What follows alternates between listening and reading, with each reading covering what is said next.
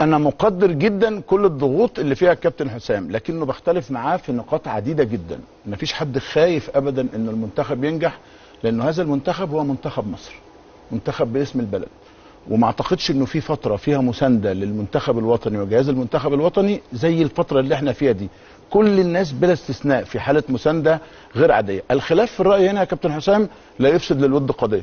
ممكن حضرتك تكون مستمتع، ممكن يكون ضيوفي ما يكونوش مستمتعين، وكل الناس اكيد بتحب البلد وكل الناس بتخاف على البلد. انا عايز النظره اللي موجوده عند الكابتن حسام دي تتغير تماما، لانها الحقيقه نظره غير حقيقيه، وانا بقول بمنتهى الحب وبمنتهى الاحترام، لانه كل الناس فعلا مع اي مباراه لمنتخب مصر بتكون سعيده جدا ويكون املها. تعالوا شوف الناس هنا كانت عامله ازاي والنتيجه 1-0، ولما مصر جابت جون التعادل حصل انفجار هنا في القناه، ناس طيبين وناس محبين للكوره وناس خبراء في الكوره وناس محللين وهكذا. انا عايز الطريقه دي كلها تتغير في التفكير. ما في حد وطني محترم مخلص مصري الا وعايز منتخب مصر وعايز اي حاجه لمصر تبقى كويسه باذن الله. كابتن ميدو، كنت مستمتع بالشوط الاول؟ لا هو الشوط الاول قول لي ولا لا؟ لا الشوط الاول سيء. ثانيه واحده. كابتن احمد، كنت مستمتع بالشوط الاول؟ قول لي ولا ولا وعلق ولا ولا لا؟ قول لي الاول ولا لا طبعا. كابتن فضل، كنت مستمتع بالشوط الاول؟ لا طبعا. ما حدش كان مستمتع بالشوط الاول، وكلنا على فكره بنحب بلدنا لدرجه الجنون. معلش يا كابتن حسام، انا قلت لك في البدايه خالص صديقك من صدقك، فلازم اكون صادق معاك عشان الدنيا تمشي بشكل كويس. كلنا مساندينك وهنفضل مساندينك، لانه ده واجب علينا وحق علينا كلنا. والدليل ان احنا بنتكلم على الشوط الثاني ان تغيير زيزو تغييره رائعه. السلام عليكم. هو حسام حسن اصلا مش بس فاشل فنيا في الاداره الفنيه للمنتخب مصر، لا هو فاشل كمان في التصريحات، وده ثبت بما لا يدع مجال للشك قبل اي مباراه وديه ورسميه، لما طلع يخبط في اللاعبين في تصريحات مع بعض الصحفيين وقال ان لاعيبه منتخب مصر ما بيعرفوش يباصوا، ما بيعرفوش يسلموا ويستلموا.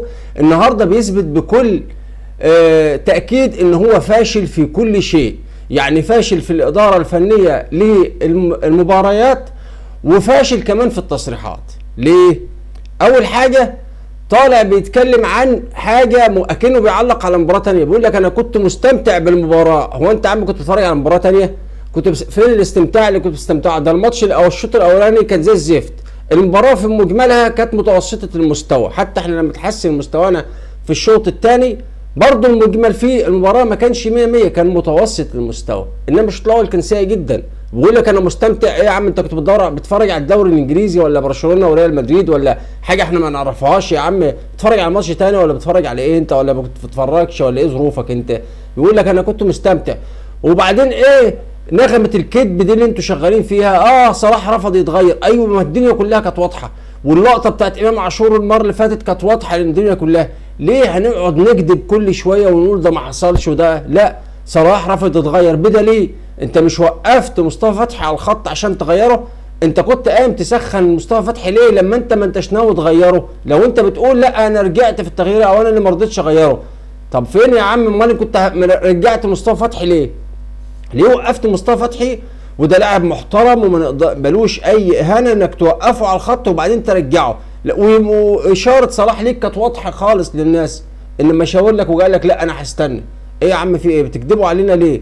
صلاح رفض يتغير. ايوه صلاح رفض يتغير وانت ما تقدرش تغيره، وبعدين انت بتستاذنه، كل الكاميرات شايفاك وانت بتشاور له بتستاذنه عشان يفضل في الملعب. انت عايز تاكل عيش زي ما رضا عبد العال بيقول، عايز تفضل في مكانك تاكل عيش، فعشان كده بتطلع ايه تداري على الدنيا اهو. مش عايزين نعالج السلبيات. وبعدين النغمه المعفنه اللي انت طالع لنا فيها دي كل شويه، اللي بيشجعش المنتخب ما يبقاش وطني، ما يبقاش مصري، ما بيبقاش بيحب مصر. ايه يا عم في ايه يا عم؟ مالك يا عم؟ بالراحه شويه، اهدى علينا يا عم حسام.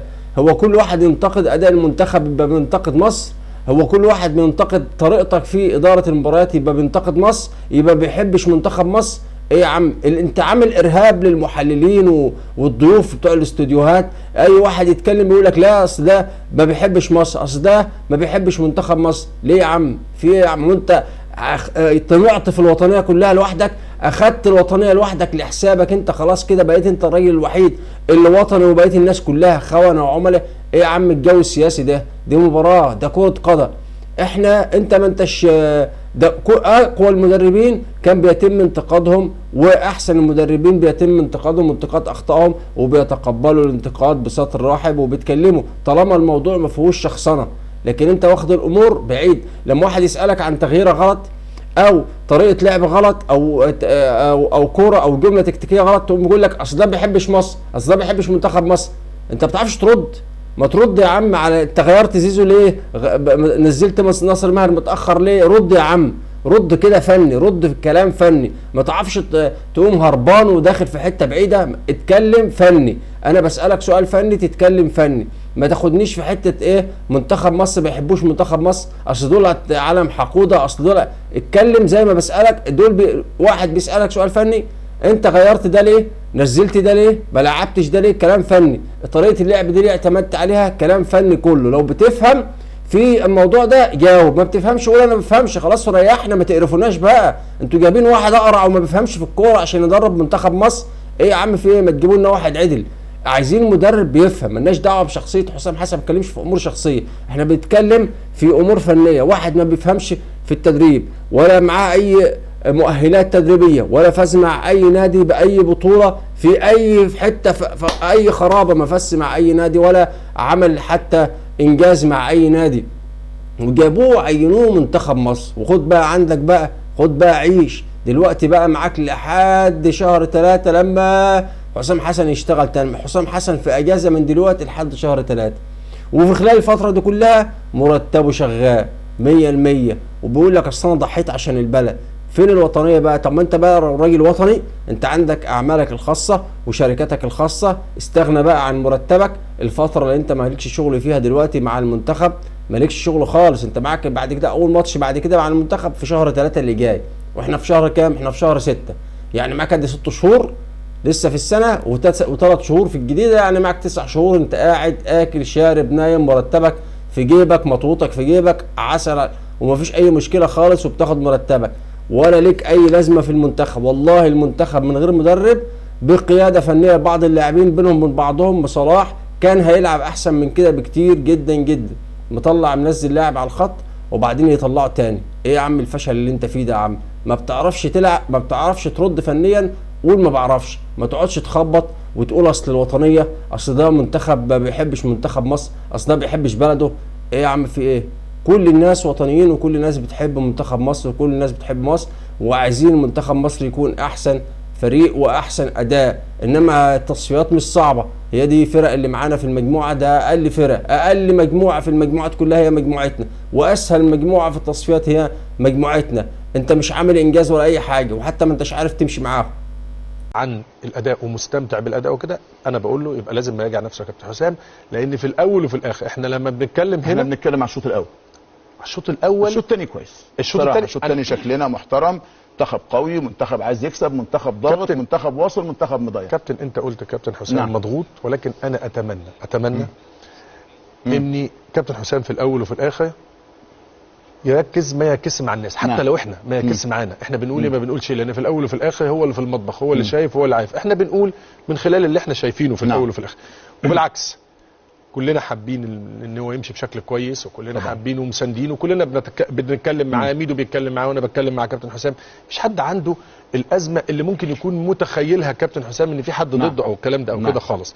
انما انا اعتقد ان في لما احنا بنتكلم هنا عن الازمات، اذا سمع مننا الكابتن حسام وحاول يحلها يبقى تمام. لو هو شايف ان المنتخب بالشكل ده هو راضي عنه، ده افضل اداء للمنتخب من فتره طويله، خلاص يبقى هو شايف، يبقى هو دي وجهه نظره طبعا تحترم.